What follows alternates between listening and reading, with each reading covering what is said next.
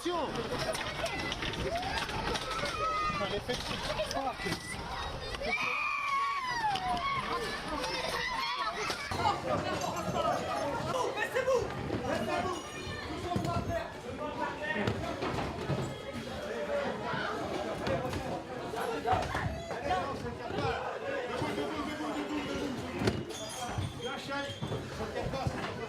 Attention aux enfants, attention aux enfants, attention aux enfants. Laissez-vous,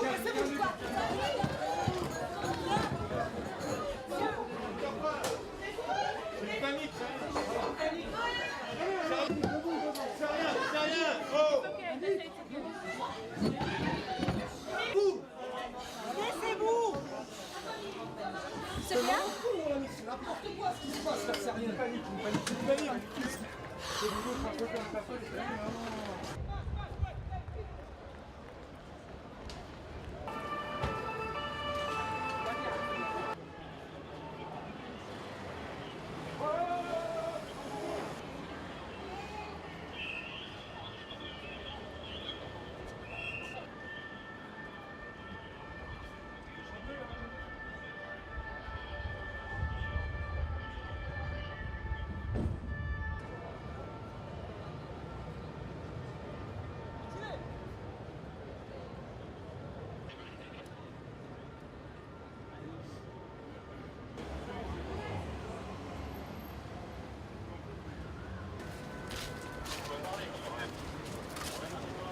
On a progressé sur Bichat, on a été sous Faubourg simple équipe d'Arlou.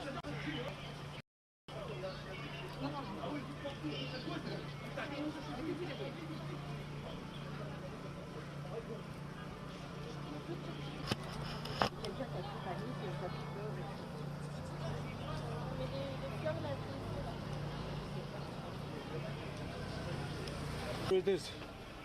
Our life is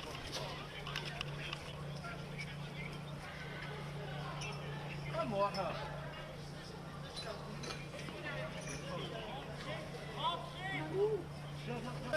سلاير انا خما دير غادي يطقو خما Là-bas, je sais pas, il est parti de là-bas,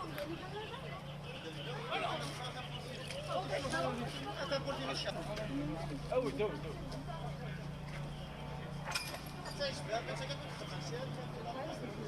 là, on est en sécurité, là, il vient nous arriver. Si on trouve dans la rue et qu'il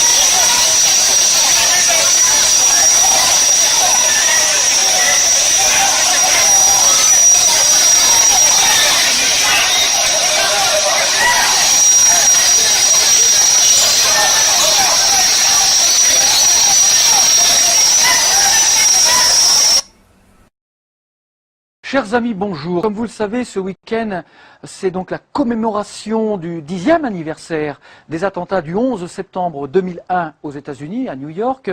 Et justement, l'occasion, tout à fait anecdotique évidemment, nous est donnée de revenir sur un aspect climatique qui avait été mis en évidence justement à l'occasion de ce dramatique attentat. Alors on va parler justement précisément des traînées de condensation laissées par les avions à réaction dans le ciel, ce que l'on appelle des COTRA ou encore des contrails finalement, qui sont en fait de la vapeur d'eau crachée par les réacteurs, mélangée à des aérosols également, et tout ceci congèle bien entendu, puisque ça se passe à haute altitude avec des températures bien souvent inférieures à moins 40 degrés.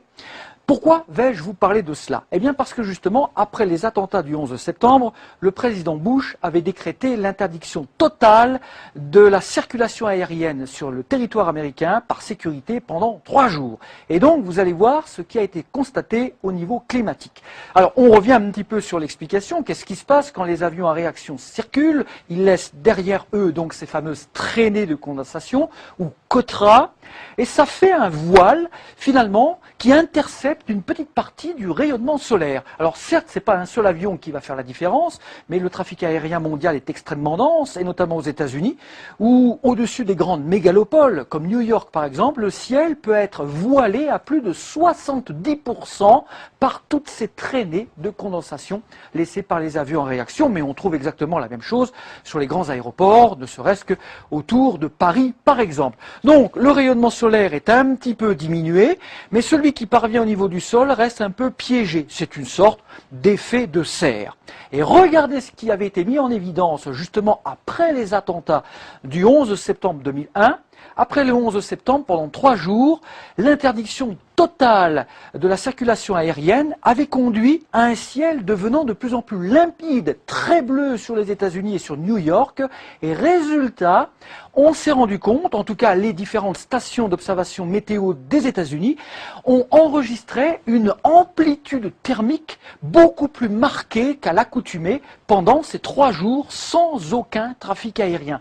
Ça veut dire que les températures du jour ont augmenté de plus 1,5 degré à l'échelle des États-Unis, voire même jusqu'à plus 3 pour la mégalopole de New York, mais en même temps, les nuits où le ciel était plus clair étaient plus fraîches. Donc l'amplitude thermique a été beaucoup plus marquée pendant ces 3 jours sans aucun trafic aérien, pour ensuite retrouver une amplitude beaucoup plus modérée une fois que le trafic avait repris donc au bout de ces 3 jours.